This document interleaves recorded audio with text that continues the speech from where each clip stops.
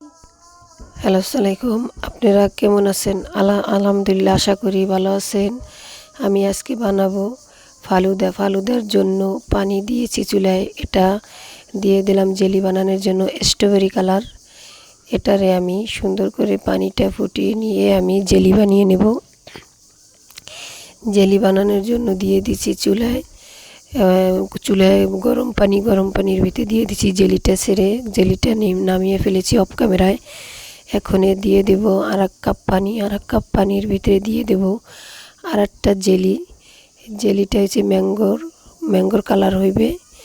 দিয়ে দিচ্ছি। এখন জেলিটা সুন্দর করে আমি বানিয়ে নেব। বানিয়ে নেওয়ার পরে আমি প্লেটে ঢালিয়ে নেব। ঢালার পরে দেখুন কি সুন্দর কালারটা এসে পড়েছে। যেমন ম্যাঙ্গোটা কাঁচা থাকলে যেরকম কালারটা, সেরকম কালারটা থাকতে হবে। এই দেখুন আমার এটা হয়ে গেছে। এখন দিয়ে দিচ্ছি দুধ চুলায়। দুধটার ভিতরে দিয়ে দেব আমি নুডলসটা দিয়ে সুন্দর করে আমি জ্বালিয়ে নেব, নেড়ে চেড়ে নিয়ে। ওই দেখুন কালারটা কি সুন্দর এসে পড়েছে নুডলসটা দেওয়ার পরে। আর নুডলসটার ভিতরে এটা আছে এই সাগুদানা আর নুডলস মিলানো। আমি রান্না করতেছি। রান্না করে আমি সুন্দর করে ফুটিয়ে নিয়ে এখন আমি একটা বলে ঢালিয়ে নেব। ঢালিয়ে নেওয়ার পরে আমি এটা সুন্দর করে আমি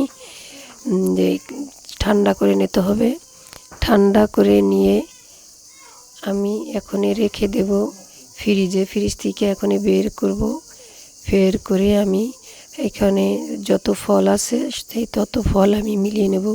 এখানে কলা আছে, আঙুর আছে, বেদানা